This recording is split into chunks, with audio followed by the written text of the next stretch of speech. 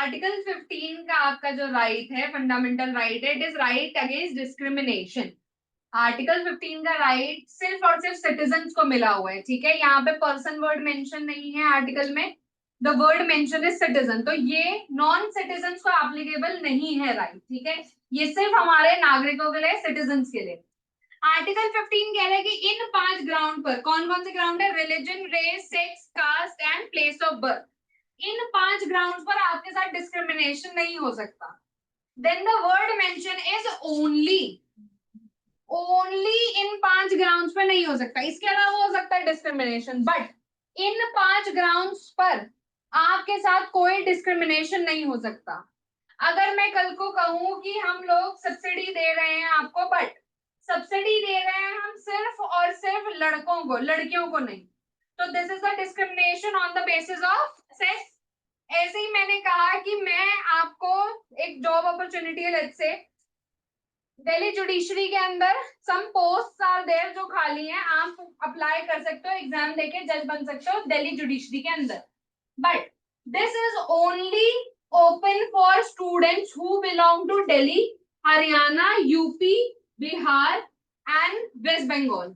बाकी किसी भी स्टेट के बच्चे के लिए, चाहे वो हिंदी इंग्लिश बोलता है नहीं बोलता, उसके लिए एप्लीकेबल ही नहीं है। क्यों? For no reason at all. मैंने कहा मुझे और किसी स्टेट का जज नहीं चाहिए, तो this is a discrimination on the basis of place of birth. ऐसे ही अगर मैंने कहा कि there is the scheme, mid day meal मिलेगा पर एससी एसटी को नहीं मिलेगा, बाकी सबको मिलेगा, जनरल को, ओबीसी को, सबको मिलेगा, एससी एसटी कैटेगरी के स्टूडेंट्स को नहीं मिलेगा मिड डे मील, तो again discrimination on the basis of caste है ये, तो ये अलाउड नहीं है आपको। इन 5 ग्राउंड्स पर डिस्क्रिमिनेशन आप नहीं कर सकते हो। Then Article 15 itself is providing you some relief, some grounds कि आप किसी किसी स्पेसिफिक उसके लिए लॉ बना सकते हो अलग से, जो डिस्क्रिमिनेशन नहीं माना जाएगा। जैसे मैंने कहा कि आप विमेन एंड चिल्ड्रन के लिए स्पेशल लॉज बना सकते हो, विमेन एंड चिल्ड्रन के लिए मैं स्पेशल लॉज बना सकती हूँ। ये हमारा क्या है, ये कौन सा डिस्क्रिमिनेशन है, सेक्स के बेसिस पे मैं डिस्क्रिमिनेशन कर रही हूँ जब मैं विमेन की बात कर रही हूँ, बट क्योंकि आर्टिकल 15 ने ही अलाउ कर दिया है तो यहाँ पर ये डिस्क्रिमिनेशन नहीं माना जाएगा।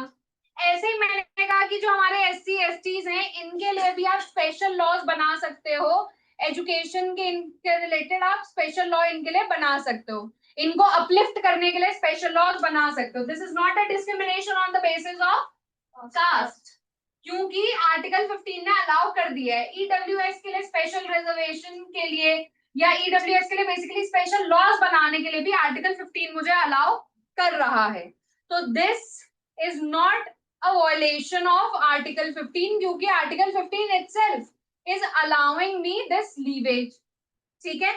So this is all, there is an article 15 which is relevant for you guys. Then we have article 16. Article 16 हमसे किस चीज की बात कर रहा है, अगेन हम लोग इक्वालिटी के सेक्शंस देख रहे हैं, तो आर्टिकल 16 में हमसे इक्वालिटी की ही बात कर रहा है। आर्टिकल 16 कह रहा है इक्वालिटी ऑफ अपॉर्चुनिटी आपको मिलेगी, ठीक है। इक्वालिटी ऑफ अपॉर्चुनिटी, तो अपॉर्चुनिटी कैसी, कोई भी अगर पब्लिक अपॉर्चुनिटी, पब्लिक जॉब है, कोई भी पब्लिक ऑफिस है, उसके अंदर अपॉर्चुनिटी की, जॉब की अपॉर्चुनिटी की, तो अगर आप एम्प्लॉयमेंट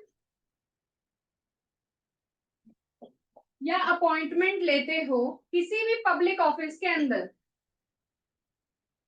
तो वहां आपके साथ कोई डिस्क्रिमिनेशन नहीं होगी। अगर मैं कह रही हूँ कि मैं आपको जॉब दे रही हूँ किसी गवर्नमेंट डिपार्टमेंट के अंदर, तो वहां पे मैं ये नहीं कह सकती कि ये जॉब सिर्फ और सिर्फ जो है हमारे इनके लिए, हिंदूज के लिए है, बाकी और किसी धर्म के इंसान के लिए नहीं है, या सिर्फ और सिर्फ जनरल कैटेगरी के लोगों के लिए है, बाकी कास्ट के लोगों के लिए नहीं है, ठीक है। अगर ऐसे ही मैं कह रही हूँ कि कोई पब्लिक ऑफिस है जिसमें कोई एग्जाम देकर आप लग सकते हो, ठीक है, बहुत सारे ऐसे पब्लिक ऑफिस हैं, जुडिशरी का ऑफिस है आपका, आपका आईएएस, आईएफएस, आईआरएस, आईपीएस, ये सारे जितने भी पोस्ट है, all of these are public offices. तो इनके अंदर भी अगर आपका अपॉइंटमेंट होना है तो I can not make a ground कि यहाँ पर मुझे सिर्फ हिंदूज को अपॉइंट करना है या मुझे सिर्फ और सिर्फ लड़कियों को अपॉइंट करना है, कोई लड़का अपॉइंट नहीं होगा।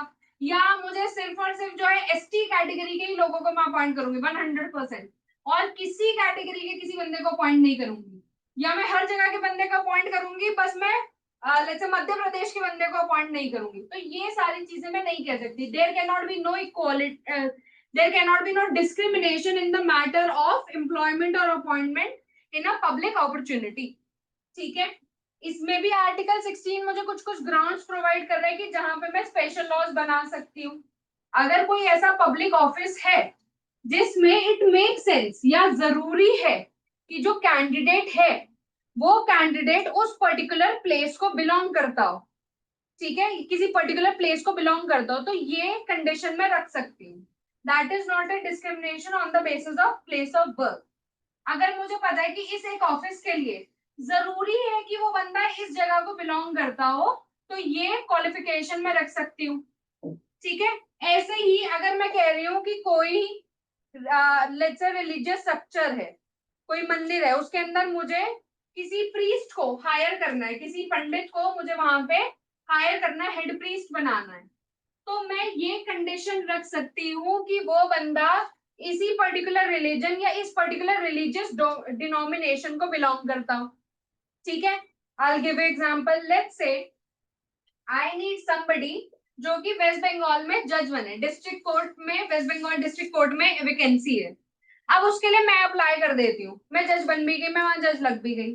अब वहां पे जितने भी लोग आ रहे हैं जो अपना केस लेकर आ रहे हैं, इट इज नॉट ऑलवेज कि हमेशा बहुत वेल एजुकेटेड लोग आ रहे हैं जो जो फ्लुएंट है हिंदी और इंग्लिश के अंदर, राइट। ऐसे भी लोग आएंगे जो कि बहुत पढ़े लिखे नहीं है, ऐसे भी लोग आएंगे जिन्हें नहीं इतनी अच्छी इंग्लिश आती है, पढ़े लिखे भी पर इंग्लिश नहीं आती उतनी अच्छी, और हिंदी भी नहीं आती, क्योंकि वहां पे क्या नॉर्मल तरीका बात करने का बंगाली में बात करते हैं वहां के लोग, राइट, उनकी लोकल लैंग्वेज बंगाली है।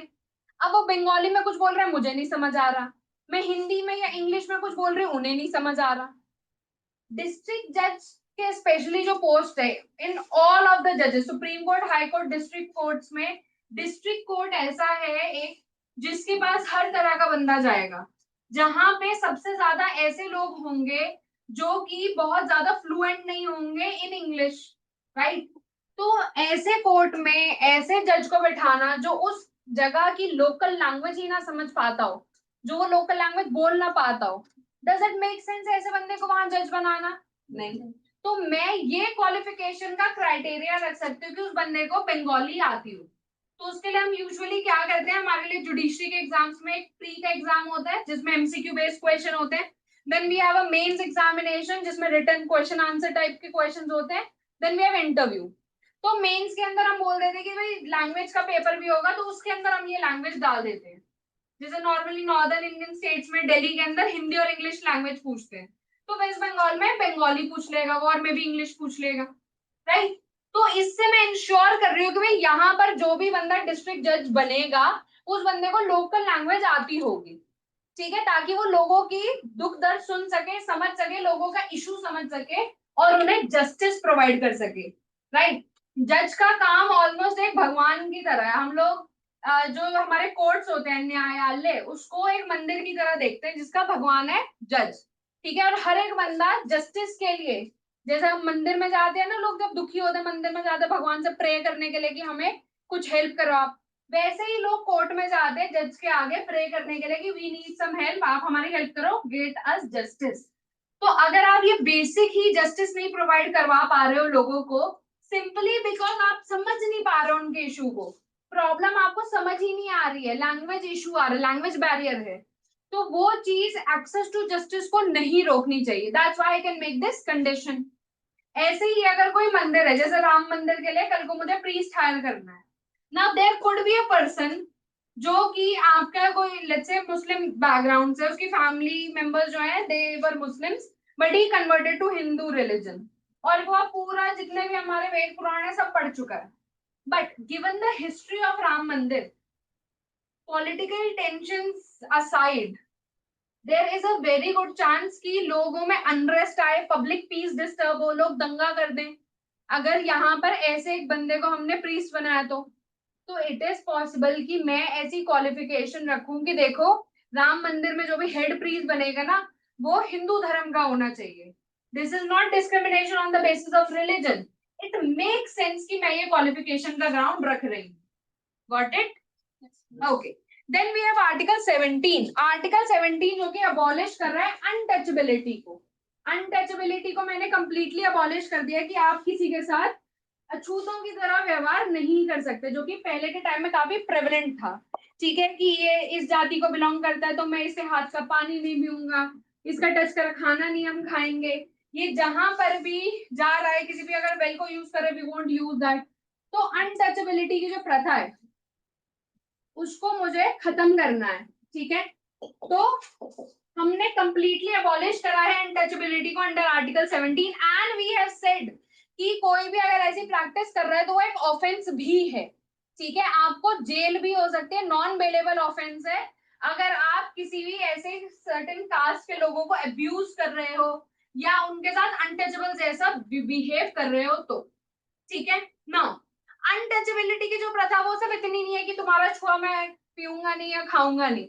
अनटचेबिलिटी की जो प्रथा वो डीप माइंडसेट में चल रही है. आप बहुत सारे ऐसे केसेस देखोगे जहां पर किसी बच्चे को लोगों ने पेड़ से बांध के पीट दिया, तब तक मारा जब तक वो मर नहीं गया. क्यों? क्योंकि सर्टेन कास्ट को बिलोंग करता था. जहां पे कॉलेज में कोई बच्चा इतना बुली हो रहा है, डेली बुली हो रहा है, क्यों? सर्टेन कास्ट को बिलोंग करता है. तो ये अनटचेबिलिटी की जो प्रथा है ना, ये हमारे माइंडसेट में है, आज तक हमारे माइंडसेट में है. ठीक है, इसी के चलते हमारे और भी बहुत सारे सबसेट्स आ जाते हैं. जैसे आप लोगों को पता होगा कि पहले के टाइम में मशीन्स नहीं होती थी गटर नालियां साफ करने के लिए. पता है आप लोगों को? Human beings, normal human beings आपके मेरे जैसे, हम लोग गटर नालियों में उतरते थे उन्हें क्लीन करने के लिए. ठीक है ना. यूजुअली ये लोग जो गटर नालियां साफ करते थे ये शूद्र कम्युनिटी को बिलोंग करते थे, क्योंकि पहले से ये अनटचेबिलिटी के टाइम से ये प्रथा चलती आ रही है कि जो शूद्र जाति के लोग हैं वो ये सब काम करने के लिए हैं. तो आगे से आगे ये जॉब अपॉर्चुनिटीज उनके बच्चों को और कोई अपॉर्चुनिटी मिल नहीं पा रही है. अगेन कास्ट सिस्टम की वजह से कोई और फर्दर अपॉर्चुनिटी नहीं मिल रहा है. They have to make do. उन्हें किसी तरह घर तो चलाना ही अपना. तो ऐसी ही कम्युनिटी के लोग आगे से आगे ये काम कर रहे थे. This is also form of untouchability, है ना. ये भी एक अनटचेबिलिटी की वजह से ही प्रथा चल रही थी. जो मैनुअल स्कैवेंजिंग हो रही थी, it has been completely banned in India. Completely banned है ये, फिर भी आज तक मैनुअल स्कैवेंजिंग हो रही है. मशीनों को यूज ना करके लोगों को उतारा जाता है गटर नालियों के अंदर, और उन्हें कोई प्रोटेक्टिव गियर नहीं दिया जाता कि आप ये कोई सूट पहन लो, कोई पीपी किट पहन लो और फिर आप उतरो गटर नाली में. नहीं, they have to remove their cloth. सारे कपड़े उन्हें अपने उतारने पड़ते हैं और फिर नेकेड उसके अंदर जाना पड़ता है, बिकॉज अदरवाइज कपड़े उनके गंदे हो जाएंगे. नाउ इमेजिन कि अगर वॉशरूम का पॉट है, उसके अंदर पानी है, क्लीन वाटर है. ठीक है, नया पॉट अभी इंस्टॉल हुआ है, ये पॉट में आज तक किसी ने इसको यूज नहीं किया, पानी है उसके अंदर. क्या तुम इमेजिन भी कर सकते हो उस पॉट के उस पानी में हाथ डालना? हम लोग इमेजिन भी नहीं कर सकते. As simple as that. कोई कुछ भी बोले कि नहीं क्या दिक्कत हो गया, क्या मैं तो कर लेता, कोई कुछ भी बोले, एज सिंपल एज दैट हम लोग इमेजिन भी नहीं कर सकते उस पानी के अंदर हाथ डालना. अब ना नॉर्मल हाथ उसके अंदर डालना, वो भी तब जब मैं कह दूं कि ये नया अभी अभी इंस्टॉल हुआ है पॉट, इसके अंदर अभी पानी गया है, आज तक किसी ने यूज नहीं किया, फिर भी मैं नहीं सोच सकती उसके अंदर अपना हाथ डालना. इमेजिन एक इंसान को हम फोर्स कर रहे हैं कि सभी घरों के इस इलाके के अंदर, एक एरिया के अंदर जितने भी घर है, वहां से जो गंदगी आ रही है, वॉशरूम से, किचन से, हर जगह से जो गंदगी आ रही है, उस गंदे पानी में वो उतरे और वो गंदगी को क्लीन करे वो उस पानी में से. It is inhumane when you actually think about it. ये जब आप सोचो इसके बारे में, बहुत इनह्यूमेन प्रैक्टिस है ये. ठीक है, तो इस चीज को भी बैन किया गया क्योंकि आपका फंडामेंटल राइट है अंडर आर्टिकल 17 कि ये प्रैक्टिसेस आप लोगों के साथ ना हो, कोई भी आपके साथ ही प्रैक्टिस ना करे. ठीक है, देन वी हैव आर्टिकल 18 जो कि अबॉलिश कर रहा है सभी टाइटल्स को. नाउ आर्टिकल 18 कह रहा है कि कोई भी टाइटल्स नहीं होंगे. क्यों टाइटल्स नहीं होंगे? क्योंकि अगर आपके पास कोई सर्टेन टाइटल है तो मे बी आप दूसरों से सुपीरियर बिहेव करने की कोशिश करो. तो मैंने टाइटल सारे बैन कर दिए एक्सेप्ट दो. मैंने कहा आपको सिर्फ एकेडमिक टाइटल अलाउ है. जैसे मैंने पढ़ाई करी, मैं सीए बन गई, तो अपने नाम के आगे मैं लगा सकती हूँ सीए दीपिका शर्मा. मैंने कंपनी सेक्रेटेरिएट का कोर्स करा, अब मैं अपने नाम के आगे लगा सकती हूँ सीएस दीपिका शर्मा. मैंने डॉक्टरेट कर ली, अपनी पीएचडी कर ली, तो अब अपने नाम के आगे डॉक्टर दीपिका शर्मा में लगा सकती हूँ। तो ये सारे एकेडमिक टाइटल्स मुझे अलाउड है। सिमिलरली मिलिट्री टाइटल्स भी मुझे अलाउड है, कैप्टन, लेफ्टिनेंट, ये सारे टाइटल्स भी मुझे अलाउड हैं। क्यों अलाउड है? क्योंकि ये दोनों ही टाइटल मैं अपनी मेहनत से कमा रही हूँ। ये दोनों ही टाइटल मेरे पास है क्योंकि मैंने मेहनत करी है, क्योंकि मैंने कहीं पर या तो देश की सेवा करी है या बहुत मेहनत करी है, पढ़ाई लिखाई करी है, तब मुझे ये टाइटल मिला है। ठीक है, बट इसके अलावा जितने भी टाइटल हैं, king, queen, Prince, Duke, duchess, कोई भी टाइटल हो सर, वो टाइटल आप अपने नाम के आगे नहीं लगा सकते। आपको अगर कोई ये टाइटल देना भी चाह रहा है तो आप ये टाइटल एक्सेप्ट नहीं करोगे। अगर सिचुएशन ऐसी है, लेट्स से हमारे प्राइम मिनिस्टर हैं, उन्हें कोई कंट्री ऑनर करना चाहती है, अवार्ड देना चाहती है, और वो अवार्ड के साथ कोई टाइटल चाहता है कि ये अवार्ड अगर आपको मिल गया तो आपके नाम के आगे ये टाइटल लग जाएगा, तो he can accept the award with the permission of the president. President से परमिशन लेके वो एक्सेप्ट कर सकते हैं अवार्ड, पर वो टाइटल तब भी नहीं लगा सकते। We have to accept the award, क्योंकि अदरवाइज हो सकता है हमारे फ्रेंडली रिलेशन खराब हो जाए स्टेट के साथ, राइट? बट हम टाइटल तब भी नहीं लगा सकते। ठीक है, so this is article 18 for you guys. Okay,